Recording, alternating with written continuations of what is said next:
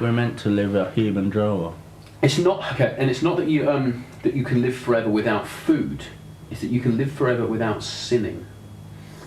If you did not sin in any way, had any immoral behaviour to any degree, if you actually lived like a saint, if you actually your thoughts were saintly, you can live eternally without food. Yeah. So it's not that you can't, it's not that you can live without food. It's that you can live without food if you're not sinning. Yeah. If you was immoral, basically to any degree, that's going to affect your genetic. You can't live without food. Okay. And so basically, you can live in this immortal state without food if you're pure. Pure. Go on then. And when you live that, when your mind is that pure, yeah, when your soul becomes that pure, you live in a state of total nirvana. Yeah. Total bliss. The full total enlightenment of full unity consciousness, where your life has no consequences. Yeah.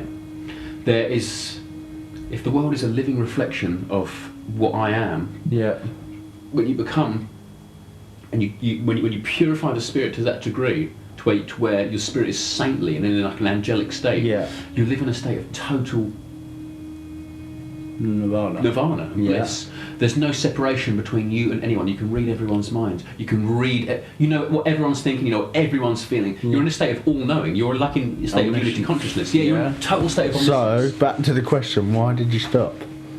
Because when you're living in it, I think it's harder to live in it here. I think in a different place where everyone was like that would be nice. To live in it here, to live as a ghost. Yeah. Amongst the flesh, amongst the fleshly people that I love, and like, it made you almost want to suffer. It made you so strange, crave isn't it? The endangerment of your own soul, because you were living in a state where nothing could go wrong.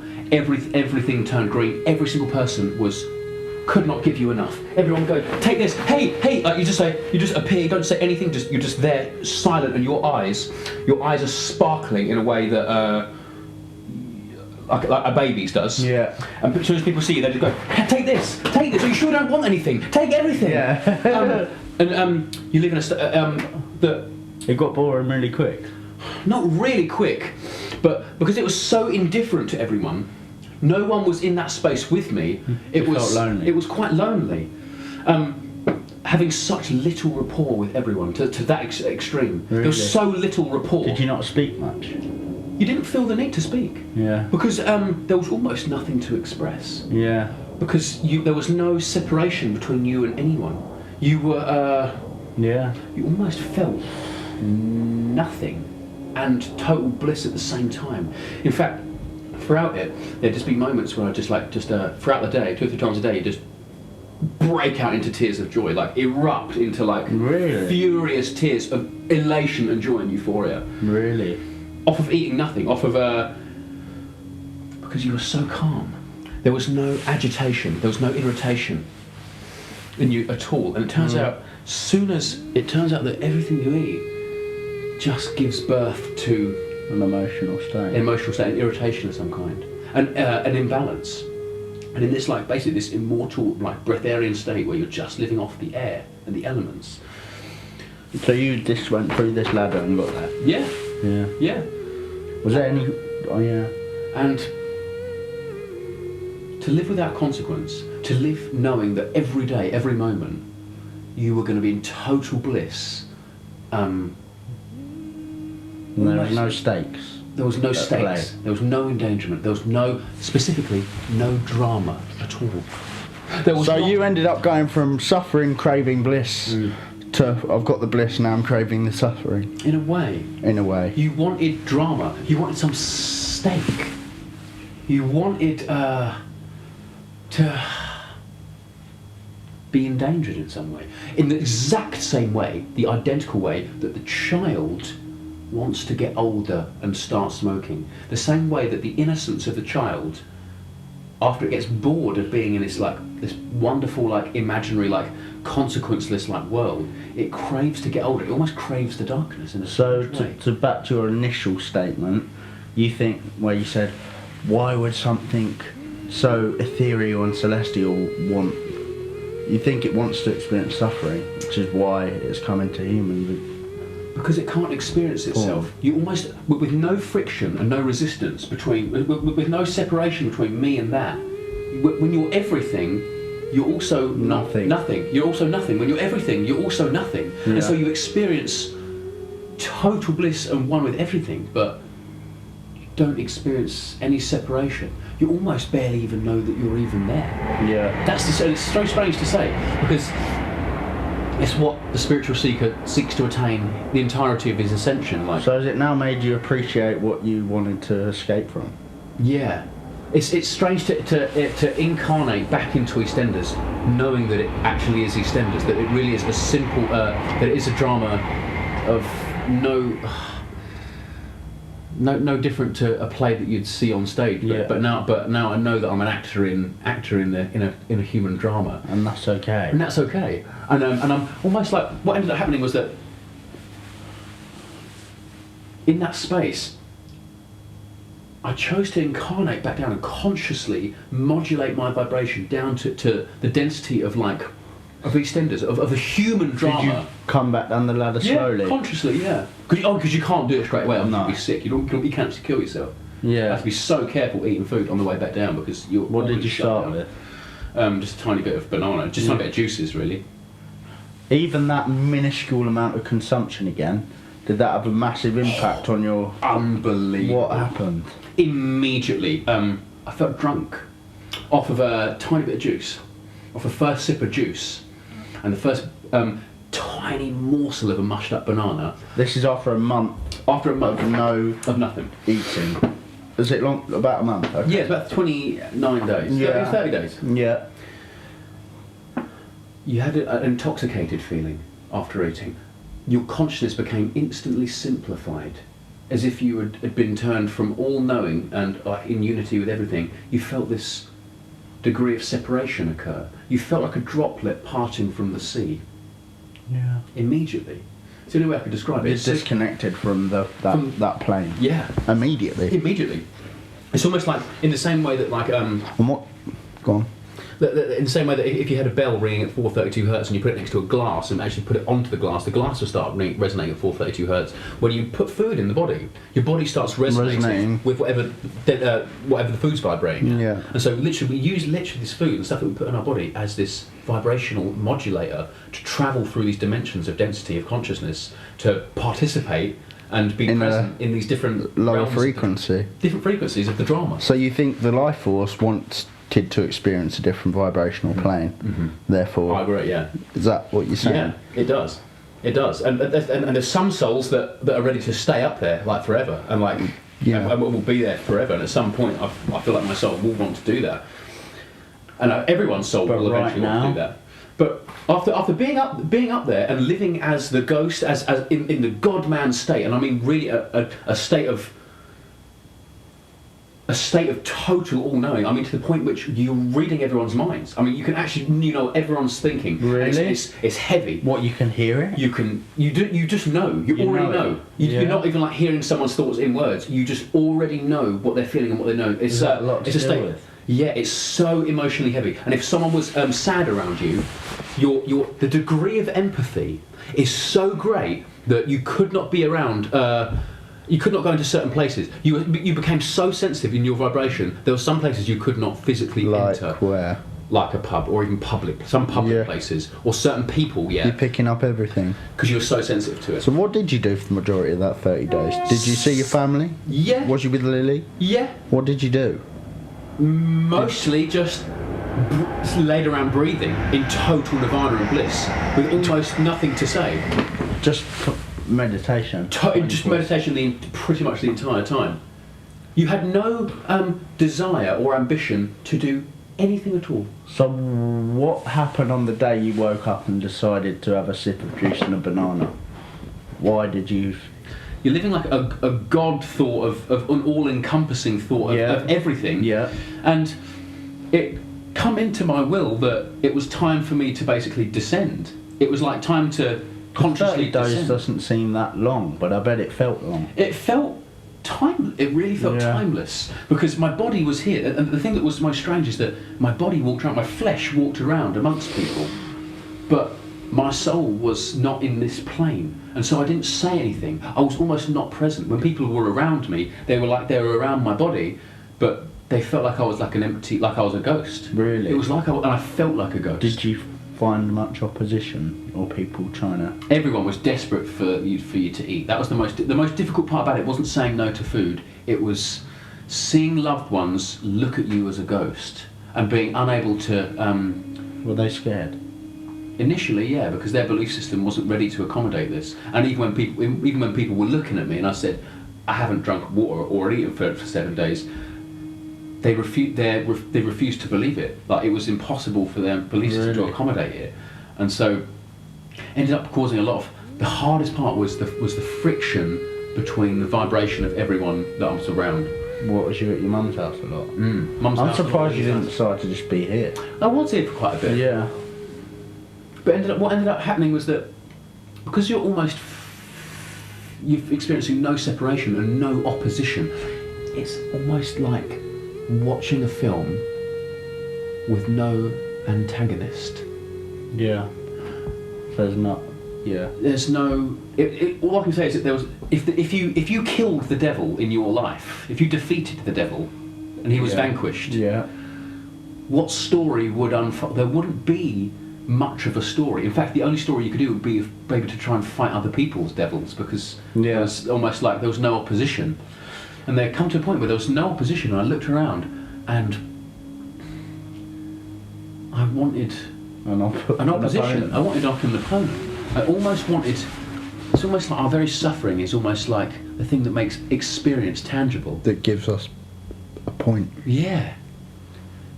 It was so moving that the very thing that I've been chasing for so many years, that total state of total unity consciousness without drugs. After a long time. After a long time of really researching and bugging. I feel like you've felt you've got there, but you never actually. Never got. Yeah. You figured out. You found the Holy Grail. Indeed, yeah. 100% is the Holy Grail. For me, it's the only way. So now, do you feel confident where you can decide to climb up and down this ladder as you please? And now I would call myself a dimensional traveller. I feel like I'm consciously, deliberately using food, using these tools of consciousness modulation. Diet? Other than the actual physical food that you put in yourself, the thoughts that you think, your actual sheer morality of the morality of your thought will actually make you transition through these planes of density of consciousness. And you can choose what to think. And you can choose what to think. If you have enough control. Yeah. If you can consciously think certain thoughts, you can shift your vibration, like actually transition and feel yourself moving into these different states of vibration. But the food is the most immediate, quickest way, and sexuality as well. Go on. There was no way into those higher spheres without being celibate. There was no way without... Did you wasn't having intercourse whatsoever? How long? And what about this seed holding thing? How long's that been? Did you give that up? That's nearly 2 years. You've not? Nearly 2 years. Not once. Really? Wow. That would be the quickest way down. But it's not about the coming, the physical coming. It's about you mentally surrendering to the orgasm. That is the vibrational shift. Even if you didn't come, it was the mental surrendering to saying, okay, I'm going to come. Fuck it, I'm going to come. Yeah. That is the vibrational shift.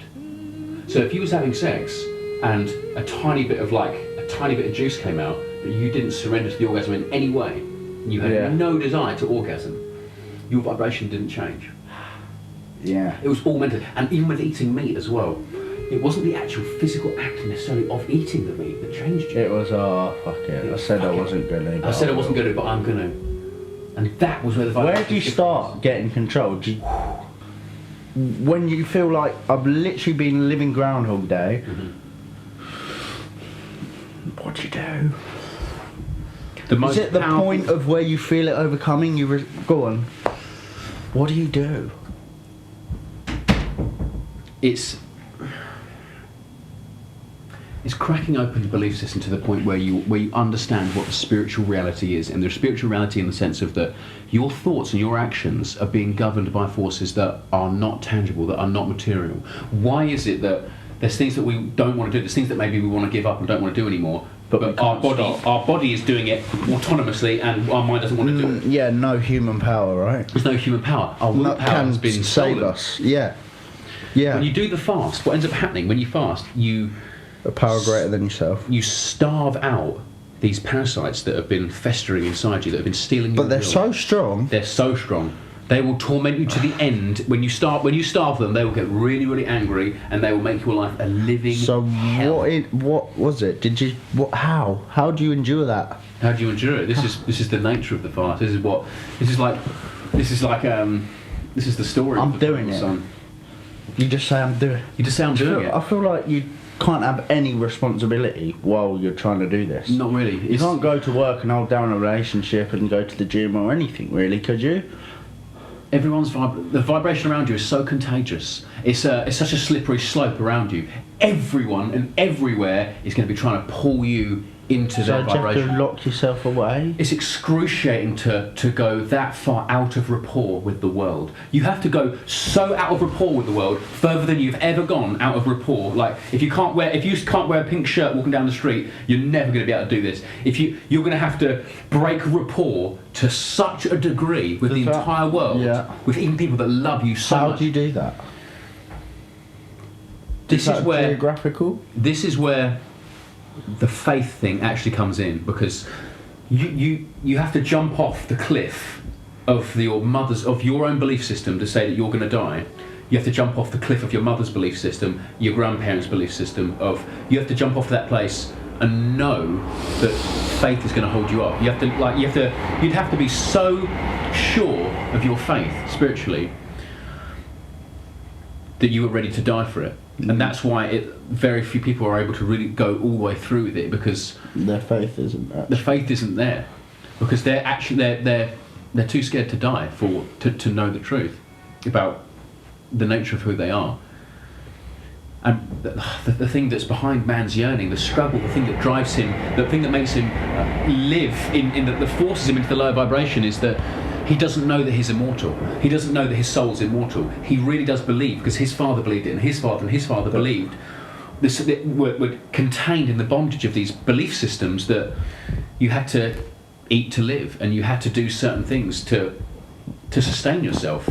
But what ends up happening is that once these belief systems start being destroyed, after day 3, your belief system is going, whoa, don't you think about doing this anymore. Remember what happens.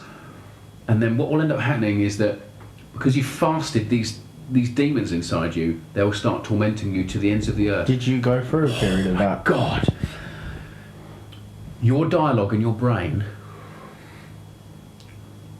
you won't be able to tell what's you and what is the demon inside you. Did you journal any of it? Yeah. The dialogue is fascinating, because just like in the Jungle Book, when the snake comes down and he's hissing, it's very much like that. There's a deceiving voice that will desperately try to say, go on, feed me, you can't do this, you can't do this. And it masquerades as a divine voice. It masquerades as a very divine voice. But what happens is once you've fasted away from enough of it, there'll be a divine contact. There'll be an intermission. There'll be a intervention. There'll be an intervention, a divine intervention, and you will fall comfortably into the arms of angelic hosts. You will have the spiritual experiences that are talked about in all of these texts without taking LSD, without smoking DMT. You will have the very spiritual experiences through fasting. And this is what is the most staple, consistent method throughout all the ages of all the teachings. Fast. Is the fast, the extended fast. It's like Jesus spending 40 days in the wilderness. And that's exactly what he preached as well. That is exactly what he preached. It's how we clean the soul. And in fact, we go into the wilderness and face the devil. Yeah. And resist all temptation. Yeah. And he speaks specifically about going into this breatharian state. Does he? He specifically about going to this place where you live off the angel of breath for a time. Yeah. You live off the angel of breath. And what ends up happening is that your body transitions into this mode it was in before you started eating food. You were weaned off of this immortal breatharian state by your parents. Yeah. With food. And it's the same process of how you wean yourself off the breatharian state as an adult. You slowly introduce your mushy banana, your milk, the same way that you take a baby off of this immortal state. It's funny because the idea that we need food to survive, fuel, live, but most deadly diseases are all caused by dietary. This is the reason that you perish. The reason we perish is our consumption. It really is. And it's really fascinating. And the reason I know that is because when I was living without food for long enough, when I went to eat food, my first immediate response of my body was my health felt immediately compromised. Even just drinking pure fruit juice, even just eating a piece of fruit, my health immediately felt compromised. Even fruit. Even completely organic, healthy fruit. My health felt immediately compromised from that state. There's no doubt in my mind that is the healthiest, it's like our birth. Why couldn't you just do that forever? You can do it forever. Why didn't you? Why didn't I do it forever? Or for longer? Because you was craving suffering. Is that the truth? Or could you just not carry on? I think I missed my family. Really? I think I missed the people that I love. Really? Yeah. Because you go into a place where you're not human anymore. You give up your human nature. What is it that makes a man human? Yeah, his flaws. His flaws. The consequences of his actions. The fact that he eats and drinks. His conversations with people. Yeah. The very words that come out of his mouth. The things that he does. Wow. So was there a new kind of suffering developing in that state where you felt lonely? If there was other people around me that was in that vibration, you'd be alright. You'd be alright. I think specifically trying to do it here, in a place where no one is even remotely close to that vibration, or there's no place where that would feel normal. Sound like quite sad. It would have been. It was. You're sounding sad now. There was a sad quality to it, because no one was able to share the divine bliss of it with you. So that's the beauty of being human, is shared experience. Yeah. That is the blessing. Yeah. Yeah. Shared experience. Yeah. It's almost like the very beauty of being human is being separate from one another and craving union. Craving union from that point of separation is almost like the beauty of humanity. But do you think now throughout your life you'll just delve in and out of extended fasts and then you now feel like almost like a xylophone? Like a xylophone. You can choose. You can choose where to be and when. I can consciously modulate my consciousness to vibrations where you can participate in other places. When you're in that state, when you're in the higher state, you're so light, you have no will almost to participate in anything. In the human drama, in anything that's like physical, anything that involves matter or dense things. Yeah. You have no enthusiasm almost to do it. It's of no interest to you. Your only interest really is to breathe. Is to breathe and basically close your eyes and just roll your eyes back in total divine bliss, like of the highest orgasm that you've ever had. Is it really enjoyable? It's so enjoyable. But the problem is that you have to actually drop out of the human drama to live like that. And you live as a point of omniscience. Imagine if, the only way I can compare it to is, imagine if you died and your spirit was left here, and everyone's going out doing the same thing, all your family and friends are going out doing the exact same thing, your body's dead and your soul's here and it's lingering around. And you're able to be around your family and be around your friends. And they know you're there, but you're just a ghost and a spirit. Yeah. And you're unable to do the same things. Yeah. But you're immortal and you're living in a different vibration. It's almost though, it's to that level of indifference where you were unable to participate with other people. Mainly it was being unable to participate with people that I loved on the same vibration. Not being able to share the same vibration as my own mother was hard. It's almost like you're dead. It's as though you're dead, but more alive than you've ever been. So would you say coming back from that state and being back in whatever vibration you're in now, how's your relationship with temporary pleasure changed? Do you value it more, or does it feel even more worthless? If you've had this absolute nirvana state, what's temporary pleasure like now?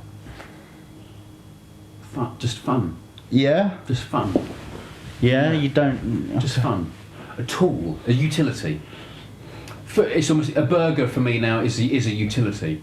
It's a deliberate use. It's a deliberate. Yeah, method. because you don't feel in bondage with it. Not in any way. You don't feel. You're now choosing to consume rather than habitually, powerlessly consuming. Yeah. Therefore, you can genuinely enjoy temporary pleasure rather than enjoy temporary pleasure under an illusion of enjoyment. Totally. So it changes your relationship with pleasure completely, especially with food. Because you're not. Consumption. Because you're choosing to consume. You choose now. to consume. You're no longer You can put it down. habitually, powerlessly. Could you put it down? You put it down. Yeah. And having that power back. that you was stripped off. that we're stripped of, but we're stripped of it purely because we've been convinced our whole lives that we have to do this stuff and that like we're gonna die without it, in particularly like, the food.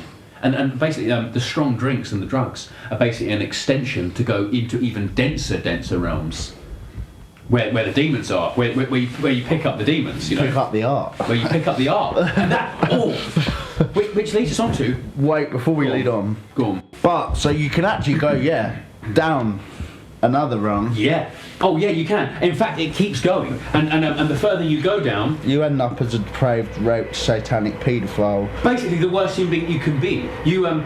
Oh God, this is the most fascinating part: is that when you move into the denser vibrations, your impulses and proclivity to sin increases. It doesn't necessarily mean you're going to do it, but the impulse to partake in increasingly like immoral thought increases.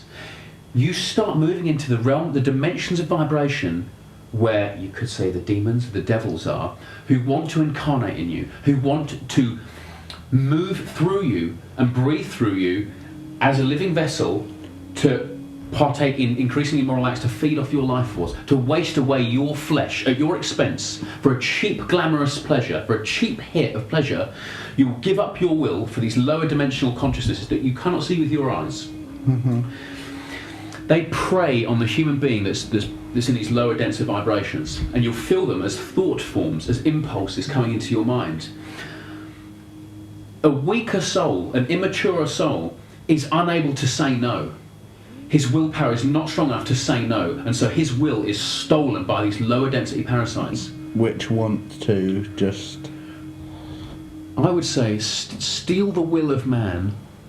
The very chi, the essence of life force that the Breatharian lives off, these lower essences want that. And the only way they can get that is through stealing it through man. Stealing the life force, the will of man. By providing a cheap, glamorous pleasure, an enticing apple that an enticing apple that you should buy. Where have I heard that before? A forbidden fruit that ultimately costs man his will, his morality, and his life force. And it's the very thing that kills man. The very thing that makes him perish is his inability to say no. That's all it really comes down to. Is his ability to say no. That Tesla quote was poignant, wasn't it? Very poignant. And so basically man can live, it's not specifically that you can live forever without food, it's that you can live forever without sin. Because our sin, our proclivity to say, yeah, go on then, fuck it. Yeah. That is what kills us. If you unknowingly ate some meat and you didn't know that you were eating meat, that's completely different. You're not going to feel a vibrational drop off. If you accidentally ate a vegan like burger and you were convinced that it didn't have any meat in it, but you accidentally ate some meat, your vibration won't change much. Yeah. It's all a thought form. You've not surrendered your will to do that. And when you surrender the will, what happens? You start becoming infested with these cockroach-like parasitic life. These they just want to turn you into depraved, psychotic. As they want to turn you into them. They want you to give up your entirety of your identity and will, so they can incarnate in you and breathe through you, so you become them. Yeah. So you're just a walking vessel of them. Yeah. And that's what, when we look around, this is like what the general like gist of the Western world is that everyone is basically these like possessed like walking like possessed mannequins of what they could of what a lower consciousness. Of a lower consciousness, yeah. And so it's a brutal holy war. There really is a spiritual war that man is constantly like in battle with, and it requires, why is it called willpower? Like the willpower that requires us to do something that is contrary to these appetites, these human appetites, our ability to resist these human appetites, these fleshly appetites that drag us down, that cost us our life. So ultimate pleasure is on the other end of us abstaining from temporary pleasure. Yeah. But for these lower beings, they are trapped. they get more inside. pleasure by making us engage with temporary pleasure. It's the only way they can feed off the light. They're so far away from the higher vibration of pure light They itself. drag us out of it. Yeah. Because we've got more. Yeah, we're the intermediaries. We're like the farm. We're the cows that produce the milk, the light, and we're like being farmed in this incarnation trap by these lower dimensional forms. But you can break this incarnation trap. You can break free of the pattern, the cycle that keeps a man in low vibration. If you broke the cycle of all these actions that keep you in that lower vibration, if you break the cycle, you step out of it, a man can start ascending. This is what the ascension is about, is breaking free, is tearing free from this vicious cycle of all these tempting thoughts, these tempting demons that try to incarnate in you. And when you break free, the soul can actually start rising, like an elevator, just keep going up. But you're saying you've gone up and now you want to come back down. You fancy coming back down again? Yeah. Because I'm still yet to know. Because it seems to me like that place where you describe absolute nirvana, at the core of every single human being's soul, that's their ultimate mission and wish and idyllic, if only. You got there and thought, oh, fancy a bit of that again now. I can't comprehend that. It's hard to comprehend. It really It is I can purely barely the comprehend. loneliness aspect. If I was in a commune of people that were all living like that, it would be You like wouldn't heaven. come back, You'd be yeah. like, you'd be like living in heaven. It's almost like, imagine an angel incarnating in hell. So It wouldn't last very basically, long. It would James, just gone. you are a shaman that needs to help people get there. Yeah. Oh, You need, I had to come down. I had to incarnate back into my mortal body to light up man. You can't light anyone up when you're up there because you're not in this realm. You're not in this vibration. You're like an unseen, and you're like a ghost. You yeah, can't but operate. conversation can only go too far. An example of way of life can only, I can observe you all you want.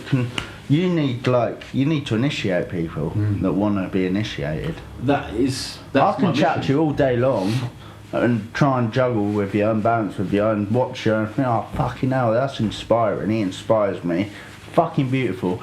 But what's the point if I'm only not going to go back and... You need to initiate people. But will they overcome their fear of letting go of everything?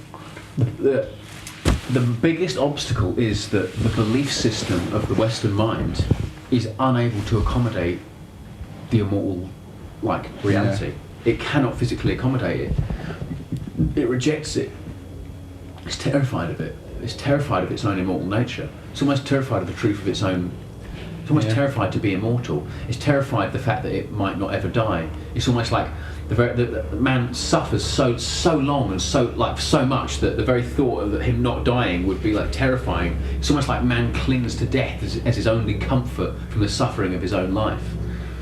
And part of the feeling of being in that immortal state of taking breaths that were no longer counted, knowing that if I stay in this state, I can breathe eternally and I can live in this body as long as I want.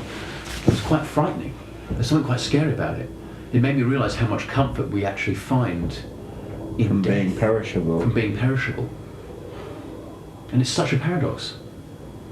Yeah, because it's almost like, they quite enjoy every moment, life's short, not here forever. If you've got forever, then surely each moment's less precious. I don't know. Is there a lack of weight behind each moment? It's almost like... What's the point in worrying? I don't know, go on.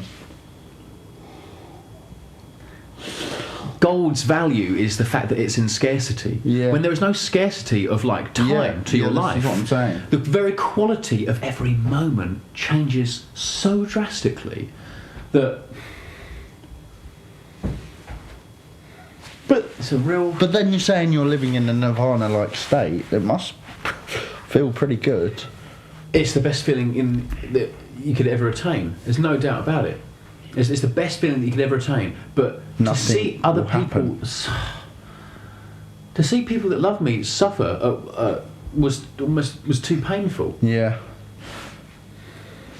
People were begging for me to come back down to their vibration, because it's almost like they were mourning my death. Yeah. The people were like almost mourning Who? my death. People that love me, my family. What reactions were you getting? People just begging me to eat. Begging you to eat, People begging me to eat. People begging me to talk, to come back down. crying Yeah. in your face. Yeah. And it's really it's hard. It was hard because their belief system can't accommodate it. If they were living in the same space as you, you could live in heaven on earth. They thought you were dying. Yeah, they thought I was dying. They thought I was dead. It's extreme, but these are realities that exist. There's a vibration that a man can live in, that it can exist in, where he can actually live immortally, where he wastes none of his fleshliness. He wastes away none of his flesh, where his life force is actually continuously renewing, and it's not diminishing. It's a flame that's constantly being fed by fuel. And you're saying diet is the way toward it. Diet is 90% of it, but I mean, the thought is more about the thought. The Breatharian thing, you can't fast your way into that reality. It's a mental state. It's a mental state to get into it, because you're trying to reprogram the most fundamental aspect of your nature. You're trying to disarm a program that has held you hostage your entire life and created an urgency since you were born. What is business? The world is run by business, isn't it? The whole world is run by business, big business. Business is busyness. To be busy. To be busy is to be urgent. The very nature of business and busyness is an urgency to get something done before you run out of time. Urgency is created out of a scarcity of time. Yeah. Because man does not know he is immortal, the very scarcity of man's nature, his fear of his own mortality, is what drives the world. The world It's run on fear. is run on fear, it's run on urgency, it's run on man's unknowing that he is immortal. The whole world that you've ever lived, every aspect, every corner of the world, is sculpted on the premise That we won't be here forever. that you won't be here forever, is that you are mortal. It's run by business, by urgency. And what happens when you touch that immortal state, to have that urgency lifted for the first time since you took your first breath, to have that urgency lifted, It's a relief. it's unlike anything else in the whole world. There's nothing like it ever again. There's this It's a unspeakable. relief. It's a relief Or you beyond feel sorry for everyone. It's a relief. It's a relief beyond anything. I can only imagine. It's the similar relief I can only imagine as when you draw your last breath and you die. The relief when you touch that and that urgency, what's known as the death urge. Once that death urge, that program has actually been overridden in your brain, and you breathe for the first time a breath that is no longer counted, and that urgency is gone. You taste your birthright to live immortally. You taste the pure love of God, like in every atom of your being, and you live in a total state of nirvana. You live as an angel, God-man on earth, if you want to. It's unlike anything.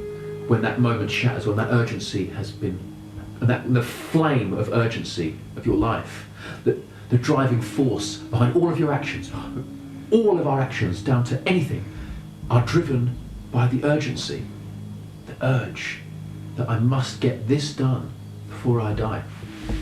That I must do this because I haven't got time. Time is the very thing that propels man to do anything. And so if you had forever, when you took a breath of one that wasn't counted, and you know that from this moment you could live eternally in this body at your own will, your ambition is destroyed. Yeah. Your There's investment. no need to do anything. No need to do anything. No need to do anything other than breathe. So from what I'm gaining from this is I might as well just enjoy being human. I would strongly recommend that. And the very reason that your immortal soul has incarnated in a human body is for this very reason. To experience the urge of the illusion of mortality. Yeah. to experience the drama. Why do we put on EastEnders? Why do we watch a film? Why would we watch a film? do anything? Why would we do anything? Why would we put on a film? What would be the point? So might as well enjoy it. being Learn how to human. be human rather than learning how to be a god-man, because you're already an immortal spirit. Your soul, the very essence of you, the organisational force of all of your characteristics. Yearning. All that yearning. For I bet, I want to spiritually ascend. You just realised that you got to be the essence of yourself that yearned to be human anyway. All you're going to find at the end. Such a paradox. Yeah. Not even a paradox. All you're going to find at the end is that you'll be in the same space your soul was in before it incarnated into the womb of your mother. You'll find yourself in the same space. Sorry, that's so deep. No, it's not. I'm like, you know. Don't want to hurt your brain. No, you're not. If it could do anything for you, let it quench the urge to escape the human experience in any way. Yeah. Let it quench the urge to escape. Yeah, because the I human feel like experience in any other time throughout this journey you've been on, and me and our journeys, that I've ever had a conversation with you, I'll put you on this pedestal, and it's the energetic transaction between me and you has always had an element of me, I wish I could, reaching to be more like you. Mm-hmm. But I'm trying to be more like something else. And now I realise that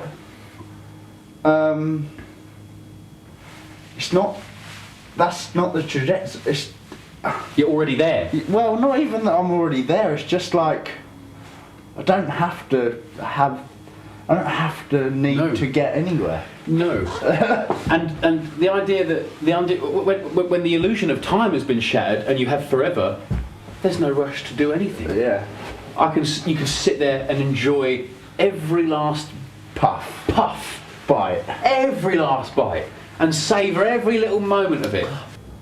It really would seem, Ron, that the dealer of art is The demons. the demons. The devil. The demons, when you say they sell their soul to the devil, it will cost you flesh, it will cost you your health, it will cost you flesh, even if it's just one puff of some weed, or if it's one line of cocaine, it will cost you some of your flesh.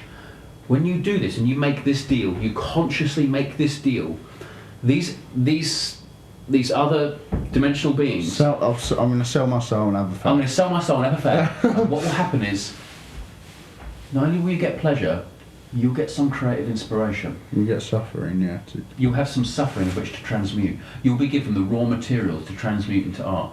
With no suffering, with no consequence, there is nothing to transmute. There is no raw material. There is no suffering of which there's no darkness of which for me to turn into light. There's no raw material of which for me to use to construct something novel or some art.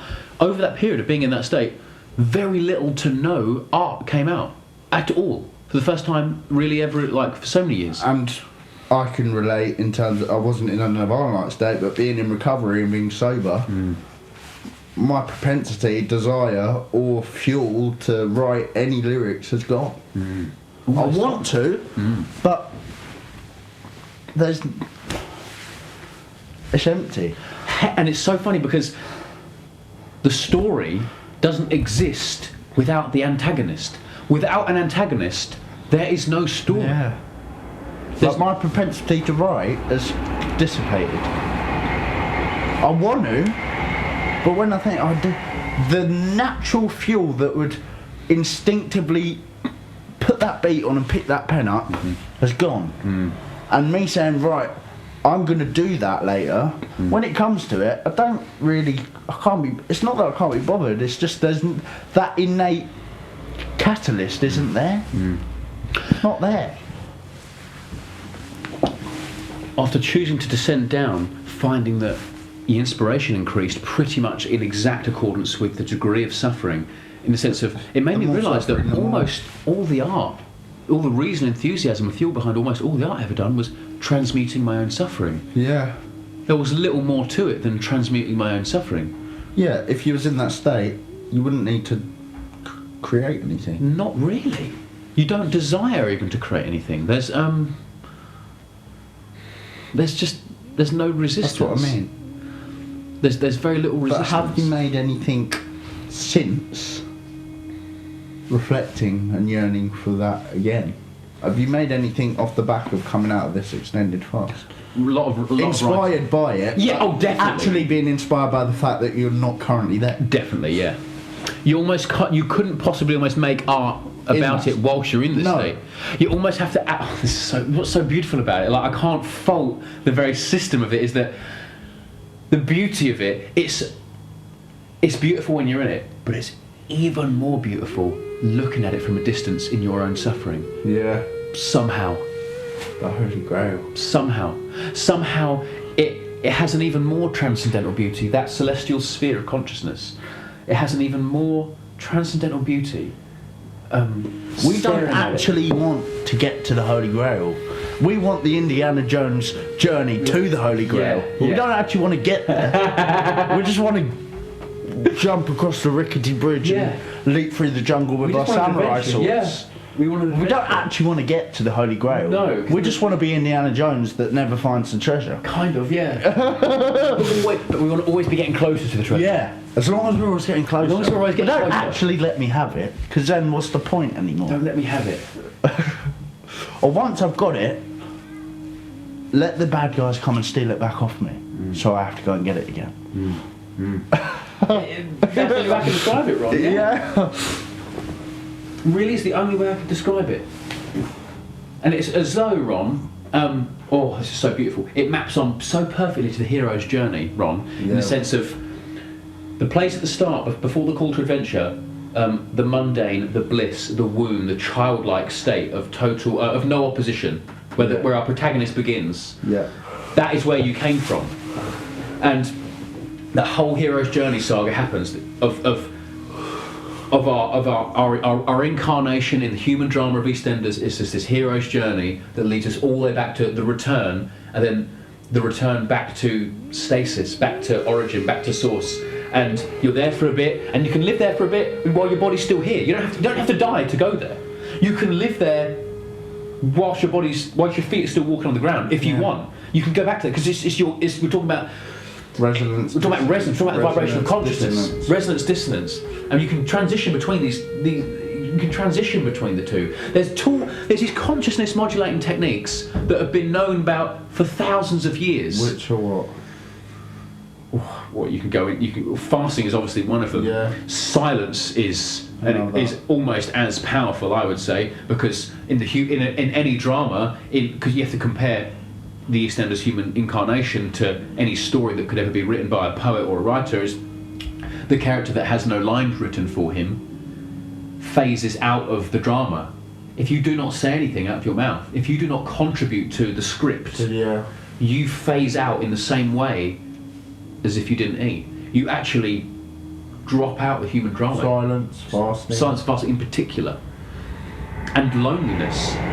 They're really the three. Isolation, actual isolation, true isolation. Those three are like the pillars. They take you to the God state. And But to get through it, you have to go through that fear. Yeah, you've got to go for the hero's journey. And that doubt. And that temptation. The refusal of the call. You've got to go through the dark night of the soul, the trials, facing the ultimate demon, the magic flight back to home, the rescue, the magical rescue at the end, and then back to stasis. Yeah, it's Joseph Campbell's hero's journey, and it's in. Well, it's not just Joseph Campbell's, but Joseph Campbell just noticed that these were the motifs across every story that has ever really existed, because it's part of our innate human nature knows that there really is a pattern and a template of events that governs our lives, everyone's lives. No one's life has ever been. No one's life has ever stepped out of this template. Yeah. When we look back on our lives, we can't escape the fact that we're all in the midst of a hero's journey of our soul incarnated in a human drama to grow itself, to experience this state of separation. And it's beautiful, and it's nothing to really cry about. It's nothing to be sad about. There's nothing to run away from. No. You're right where your immortal, like your immortal wisdom of timeless antiquity, wanted to be. Wanted to be. Wanted to be. You wanted to be And we here. almost have to honour that by getting on with it. By getting on with it and living it. Who are we to resist? Who are we to resist? The very thing that creates our existence in the first place. As if, yeah. So I'm just Ronnie Albo. And one of the most profound things about going into that immortal state, when you're in that and your body's here, your soul is communing with angels and with consciousnesses that are outside of this, outside the human drama, outside this density, and you're talking and communing with. You're living in essentially heaven. You're living in a realm of angels. Yeah. And they talk, and you're communing in a separate community. You're living in like this paradisical celestial sphere while your body's still here. You're almost saying nothing, doing nothing, expressing nothing, but your soul is up there. And these are souls that have graduated this earth plane. Your soul can graduate, but what will end up happening is that It wants to come back. it will want to come back. It will choose to come back. It will choose to reincarnate. And here's the bit I wanted to say is that you choose. This is the most craziest bit is that you choose and accept the veil. The veil that's put over your infinite knowing, and to turn you into the human being, Joe Bloggs. You gladly accept that veil. It's not done against your will. You gladly accept the veil. To forget your immortal nature, just so you can experience the human drama for real. Wow. This is the most craziest thing. It's almost like why it's so hard to ascend out of the earth plane, to know your immortal state, because it's harder then to come back down and experience the drama the same way when you know what it is. And so when the soul reinserts back into extenders. Are you struggling? No, because Knowing. It's a strange feeling. It's a strange feeling. It's really different. But your soul gladly accepts to have the authentic human experience, to have the authentic experience of the drama. It's almost like if you was watching a movie and you didn't know it was a movie, and you were so involved in the movie, when someone says, "Look, it's only a movie," and you go, oh yeah, and then you're disconnected from it, and then you don't care about it anymore. It's just a movie. When it wasn't just a movie and you were so involved in it, it was different. Yeah. The soul wants the veil. The soul gladly accepts the veil. But now you know it's a veil. How's it different for you? Now you know it's a drama. Now you know you're actively engaging in a character that isn't really you. Is that fun, or is it disappointing, or is it confused? Like, it's given me no reason to do anything other than love. It's relinquished all ambition. It's relinquished any hatred or negative emotion or anger or judgment. It really, it's given me no reason to do anything other than to love. Love. Yeah. Because you have compassion of the knowledge that we're all here with capped consciousness. Yeah. So anyone's behaviour, thought, opinion is, I don't know, it's giving you a sense of compassion for everyone. Extreme compassion, empathy, as though you're the father and everyone's like your children. It really feels like you become like a spiritual father to the people around you. Got no ambition.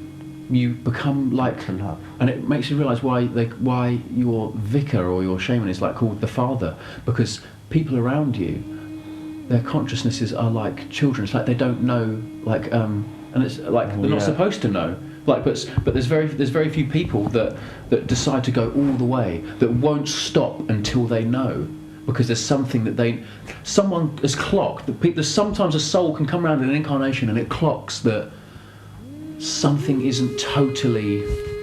They're missing something. That something's up. There's a glitch in the game. Something is not what it your seemed. soul obviously had. The soul clocked on, and then that's where the journey to enlightenment and the journey to unravel the ascension as to unravel the soul as to who the soul wants to know who it is. It wants to know where it came from. It wants to know what it actually is beyond its body. And for some people, like that desire for that is so strong that they won't stop until they find that answer. Like you. And when you do, But some people just don't care. some people just don't care, and that's fine not to care, because you've incarnated with the whole idea of not to care, so that you can experience it, Yeah. so that you Amazing. can kiss. It's actually given me a sense of relief. So that you can kiss your son's head and like just see him off to school, and that's like important, and that's like Yeah, yeah. and that's valuable. So that you can watch your little boy like play football like Yeah. up the park like, Yeah. and it's really special. Like So you can dance around your kitchen to a bit of music yeah, and make some boiled eggs. yeah, Why not? yeah, Yeah. yeah, exactly that. Yeah. Because otherwise it's Okay. It's actually provided me a sense of relief knowing that I don't need to ascend or find it all out. Here at all. When the thing that I'm trying to ascend to or discover You've already had chose to came here anyway and be me. Yeah. And not only that, Ron, and this is even more jaw dropping is that it chose to incarnate here in this spot, not just on Earth. It chose your body, your Biggleswade, family, Ronnie. this story. Yeah. I'm being that specific. Why Ron. not? I'm not even just saying that. The absolute Yeah. truth, Ron. You've chosen to incarnate in this body to live out this story, and you're right where you need to be. Yeah. I know. And all the ascension journey is just going to take you. It's going to take you right back to where you are right now. Yeah. That's all it's going to do. But it doesn't mean it's not worth No. knowing, because it's not going to make going down to Mead End shop and getting going down Mead End and getting some fish and chips. It's not going to make it taste any better. No. It's not. It's really not.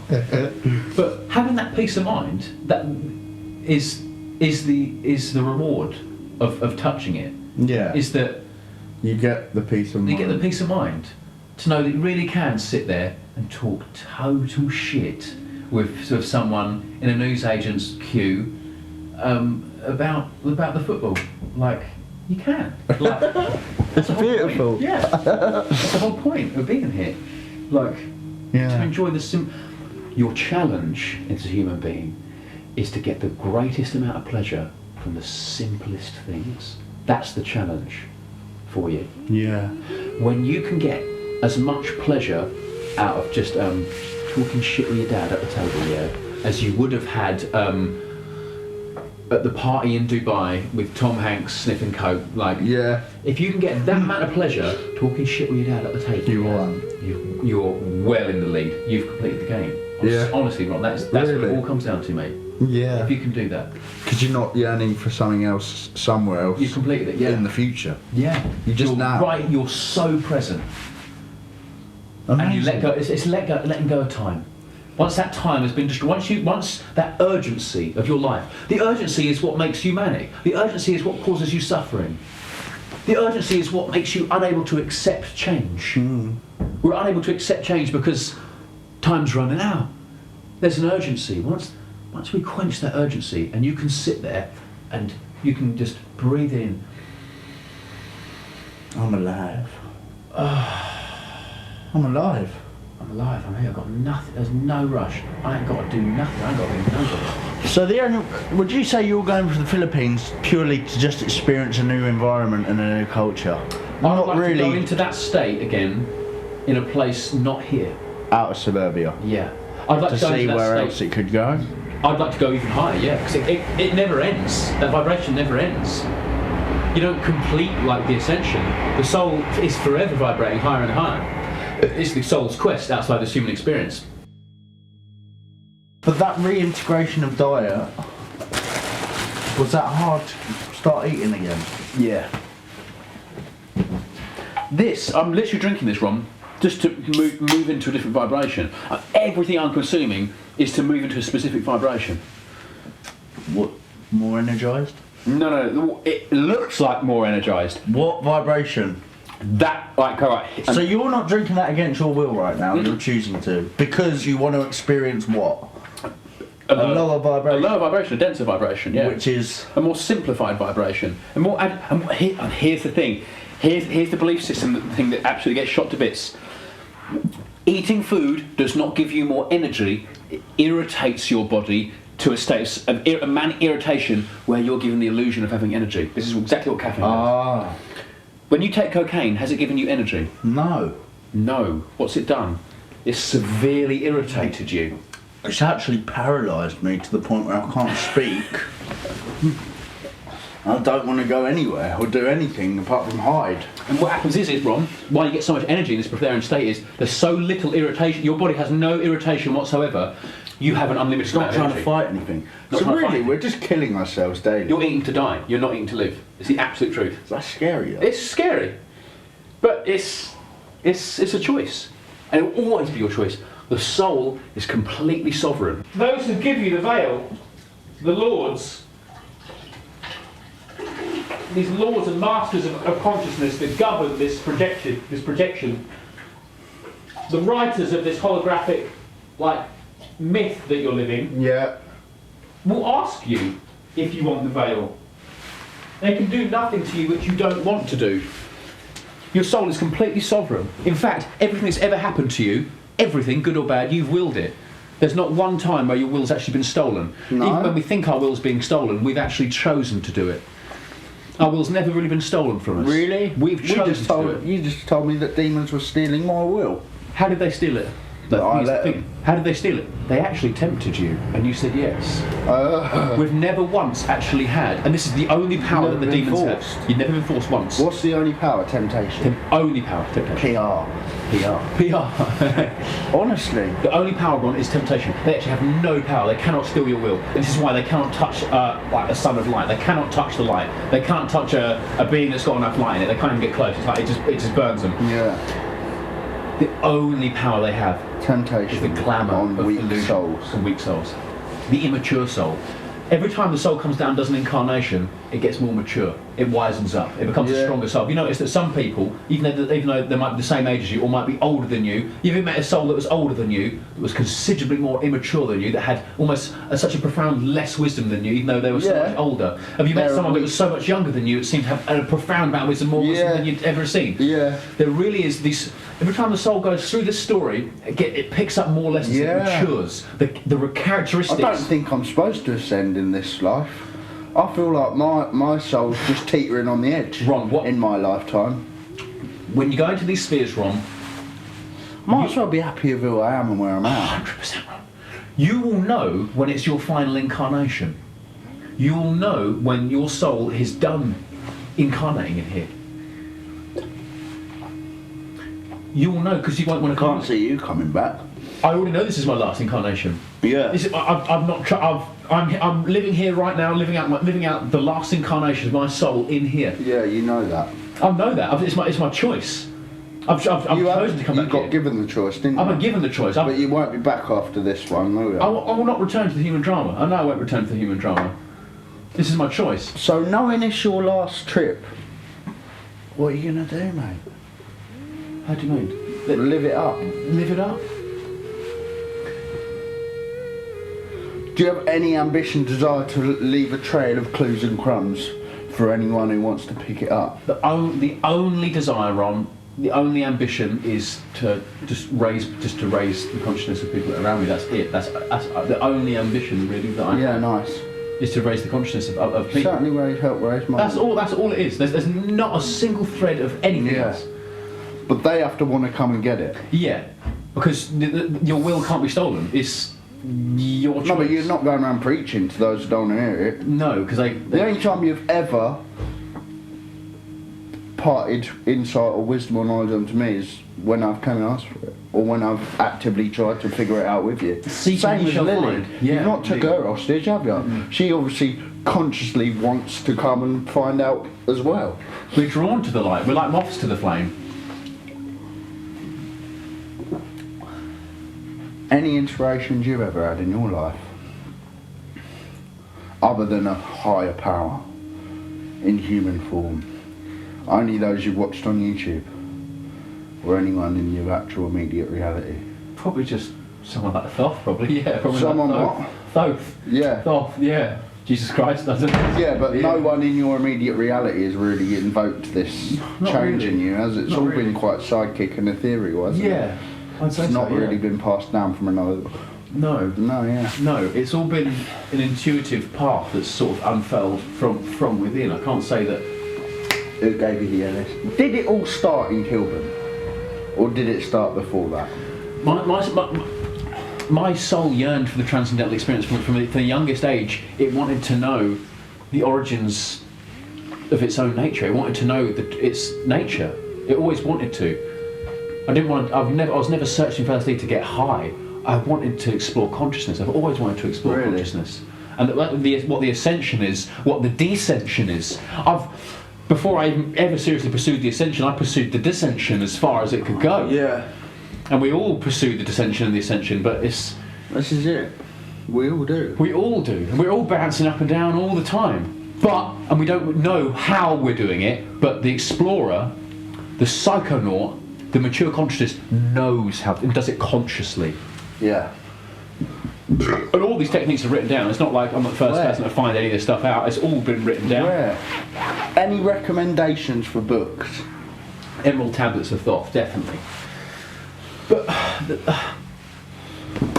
what is the most difficult aspect of this kind of wisdom is that it transcends reason and it transcends intellect And language. and language. It actually can only be experienced. It cannot be Taught, learned, it can't- theorised. No, it can't be explained. Yeah. That's the struggle with it. But that's the beauty of it, is that the veil cannot be lifted on some. I cannot lift your veil. No one can lift your veil. You have to experience it yourself. That's the very nature of the veil, that no one can lift it. It has to only be experienced. And so there comes to a point where someone will attain enough of this light where they're having these mass downloads of light and of wisdom about the nature of the immortal soul, where there'll come a point where it cannot leave their tongue anymore. It cannot the vacuum of the vacuum of themselves. The words can't almost leave them because it's just unexplainable. It's beyond reason. It's beyond intellect. It can't be explained. It's like love. It just cannot be rationalised. And so it can be quite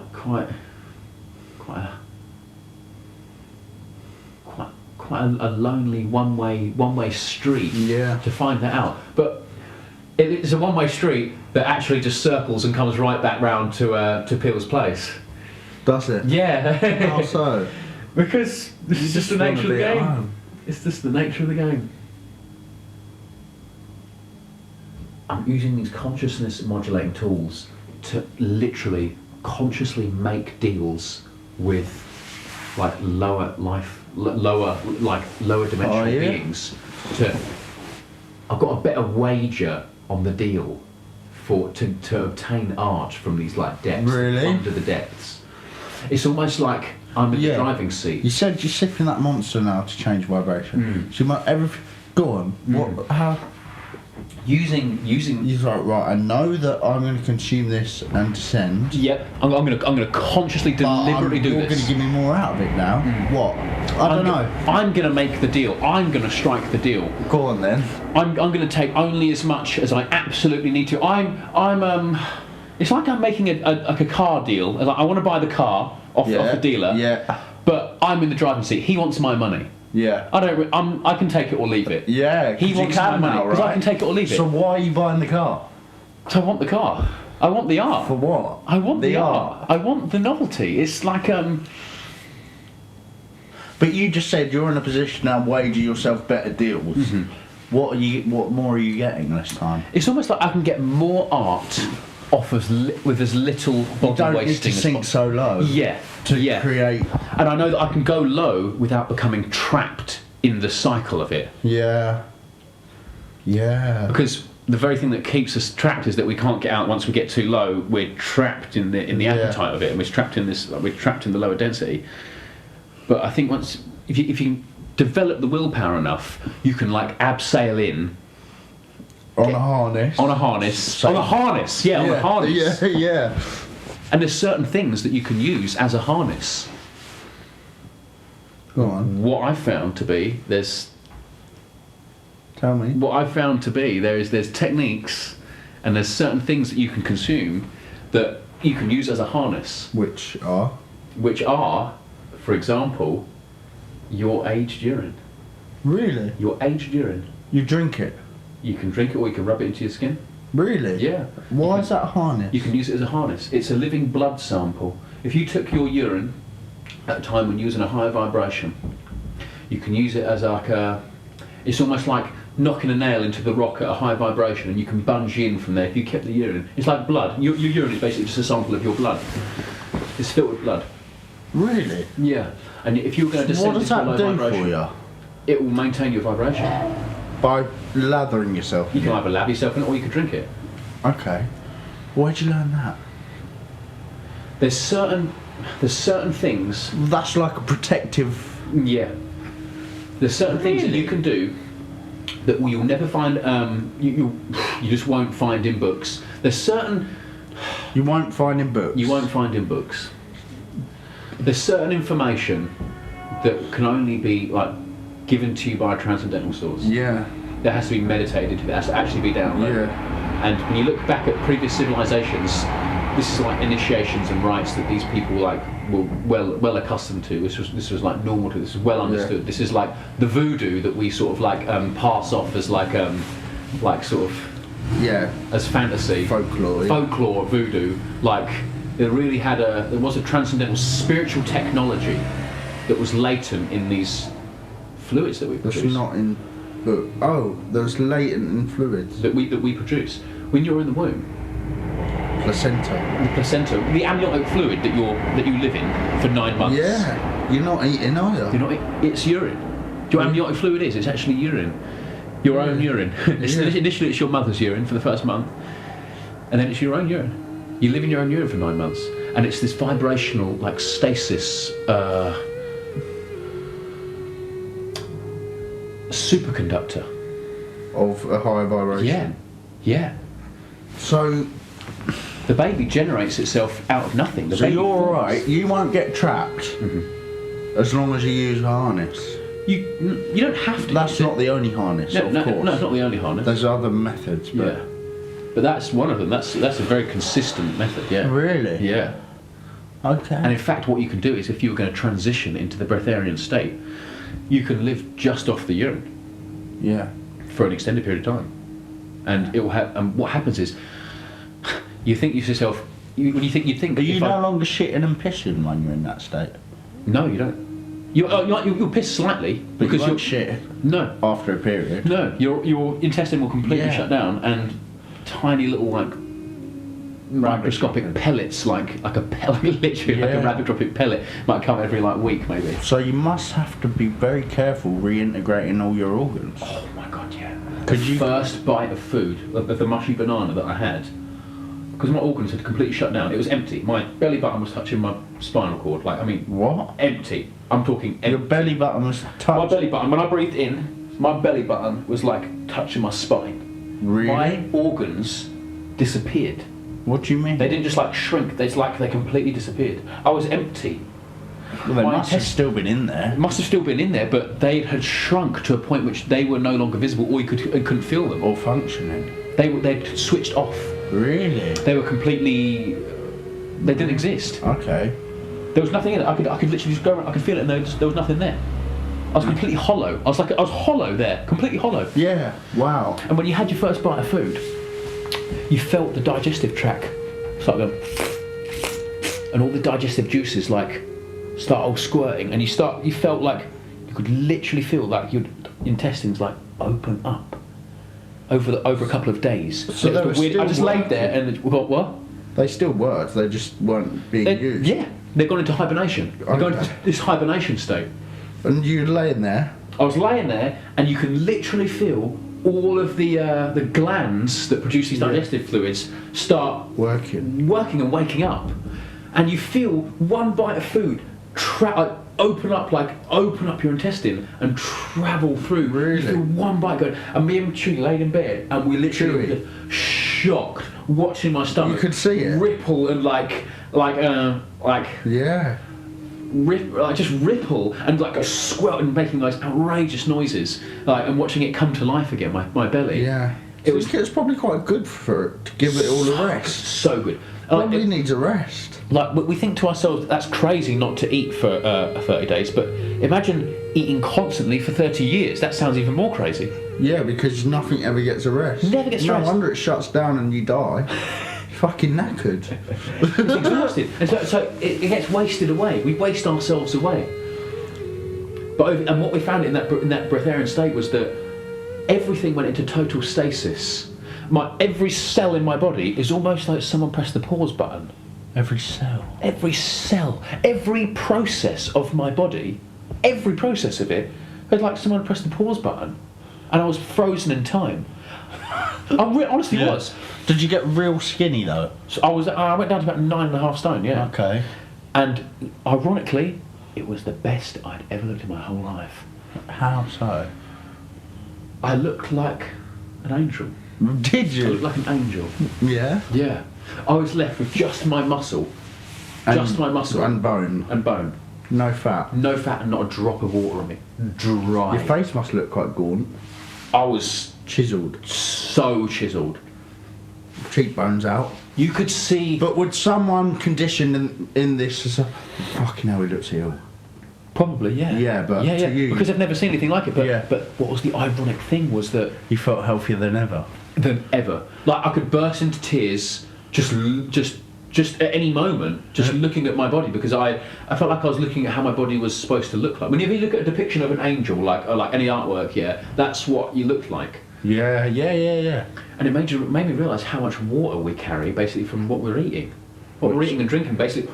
All what looks like healthy weight on us all is actually just water retention, because our body's toxic and desperately trying to get rid of all this toxic. But we never give it a chance to completely detoxify.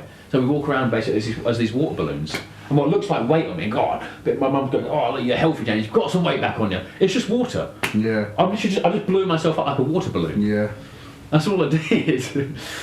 But I don't know, it's really hard to wrap your head around. Like, it really is. So what is your eating like now? Are you just eating for pleasure? Pretty much, yeah. But there's not loads? No. He eats very specific. I pretty much just eat fruit, really. Yeah. I was going to say, do you have trepidation around eating now? Trepidation? Do you feel a bit fearful of eating? I'm conscious that every different food I eat is going to change my vibration. Yeah. So you stick to fruit mostly? I'm basically on a fruitarian diet, yeah. Fruit? Yeah. Veg? No? Only some raw greens. I wouldn't eat any cooked, No? vegetables, no. Not on a daily basis. Not unless I'm consciously, deliberately trying to change my vibration. Do you know what... Can you identify the vibration change? Yeah. Can you say... Oh. No, but I mean... Go on. You say... Can you think, right, I want to feel like this, so I better eat that? Really? Yeah, you become that sensitive to it. But because we were so desensitized to it, we can't even tell the difference between if we ate a chocolate bar or if we ate a cheeseburger. We can't feel our consciousness change because we're so desensitized. When you resensitize to that degree, states you're shifting to and from? How would you describe them? How would I describe them? Yeah, like give me some examples. How do you mean? Oh right. I want to feel like X, so I'm going to eat a banana. I want to feel like Y, so I could probably do it with a pizza. I want to feel like Z, so I better boil some Yep. If you want to participate in the human drama, if you want to... Depends who I want to... It's more about what band of frequency do I want to enter into. Yeah. And to have the enthusiasm to participate in a game of football, or have the enthusiasm to go to the gym, or to have an enthusiasm to have a conversation with my dad about the traffic and actually enjoy it. Yeah. There's certain things like that you would do to go into that. And there's you can feel yourself actually transition into a different band of vibration. Yeah. And descending is a lot quicker than going up. Yeah, I bet. You can descend in a heartbeat. You can descend in seconds. Yeah, it's easy to roll down the mountain, not so easy to climb up the fucker. Yeah, it is, yeah.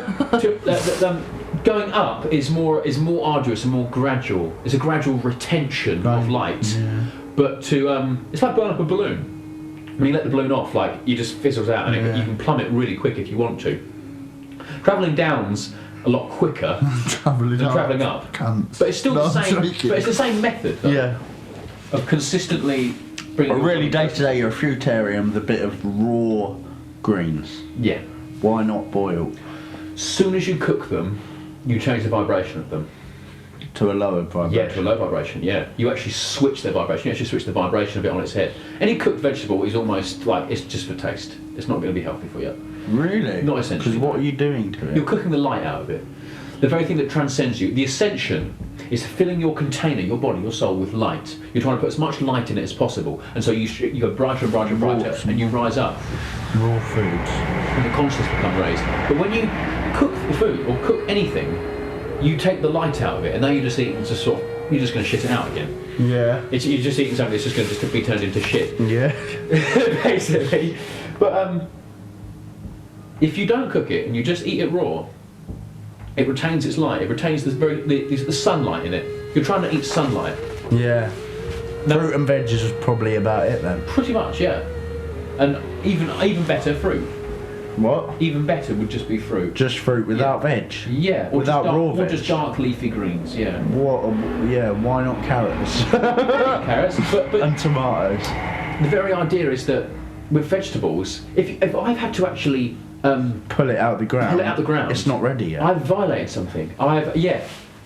If the apple hasn't fallen yet, Shouldn't be eating it. it's not being given to me. The earth isn't actually giving it to me. I've actually had to take it. So when you say raw greens, surely you Yeah. dug them out of the Yeah, ground. it's inferior. Yeah, fruit is the superior diet. Yeah, ideally. Because it's fallen from the tree. yeah, it's given to you. It's actually given to you by nature.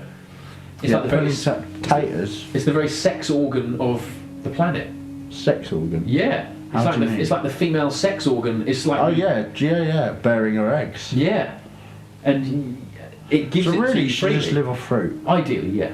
But what happens is when you live off fruit, you never get the full feeling that you get from food. Like the very reason that you eat food usually is to fulfill this empty feeling in our stomachs. Yeah. We want to feel full. That's why usually why you would eat. Well, I'd end up eating 20 bananas, wouldn't I? Pretty much. Like When a you twat. do turn fruitarian, you'd eat a lot of fruit. Yeah. Do you? Yeah. Are you eating quite a lot of fruit on Yeah. a daily basis? Yeah, quite a lot of fruit. Yeah. So tell me, why did you buy that pizza? Because Why did I buy the pizza? You're honestly telling me it's Yeah. not because you smelt it and got tempted. Not even remotely. I know Why it's bad then? for me, and I know it's gonna. Why? Vibration So down. you thought, oh fuck it. You didn't think, oh that smells good. Oh, I'm gonna give it another pizza. You thought, yeah, I fancy lowering my vibration. Pretty much. Are you sure? Yeah, I'm telling It you. wasn't the honestly, absolutely true. temptation of the smell. Why? Because you had to sink to my level. I'm joking. no. Thought, alright, It's- now I've got to talk to Ron, so I better bring my vibration down a bit and eat a pizza. Your output in the material 3D spheres is less when you have a higher vibration. When your vibration is higher and your containment unit of light, which is you, when you've got more light in yourself and you're lighter, you're physically Yeah. lighter, your output Goes up. is goes down. less, Less. in the 3D realm. There's less Is in the 3D. yeah. So Your in order vibration- to engage and have more to give More me to give in you. this conversation, Exactly. you need to be a bit more dense. 100%. Yeah, I get it. If I became lighter, if I became more ghost-like, I would not be able to move this chair. Because the only reason I can move this chair is because I'm denser than this chair. If I was lighter than this chair, my hand would move straight through. Physical it, wouldn't it? weakness when you were Physical fasting. weakness and more. When you was fasting, was you struggling to move stuff around then? Yes, but more mentally. It was more that you had less raw material in the 3D realm. You hadn't. Yeah, I know. Mentally you've ascended, of course, I know that. But operating in the physical realm, was it harder? Yeah, you had almost no energy here. You know, like Lily had to pass you a pillow because you couldn't pick a pillow. Not that extreme. Okay. But teetering on that. Yeah, I know what you. Teetering on that. But that wasn't debilitating because you was in this other mental You're place. in another It plane. didn't matter. No, it didn't matter. It didn't matter. But you just kind of accepted that you had no presence here. My presence here was less. I had almost nothing to say. Yeah. There was no So words on the coming out. outside, it looks like you're actually dying. It looks like you're dead. You're like a ghost of yourself, yeah, because your body's here, but your soul But is. was there a little spring in planet. your step? Or was that irrelevant? No, there You're wasn't just really kind of swinging walking around like this. step. You're just still. You don't even really want to walk. You just want to basically sit still with your eyes closed and be in the state of nirvana. Because as soon as you close your eyes and breathe, you experience 1,000 orgasms at once. So yeah. So there's no desire How to do did anything you else. engage in your relationship with Lily? I didn't really. No. And that was what was really difficult. And the tension But she and the accepted strenuousness. Was you there with her? Yeah. And And she was she with just me. let you be silent? Yeah. Just let me be silent. She didn't try and interact with you?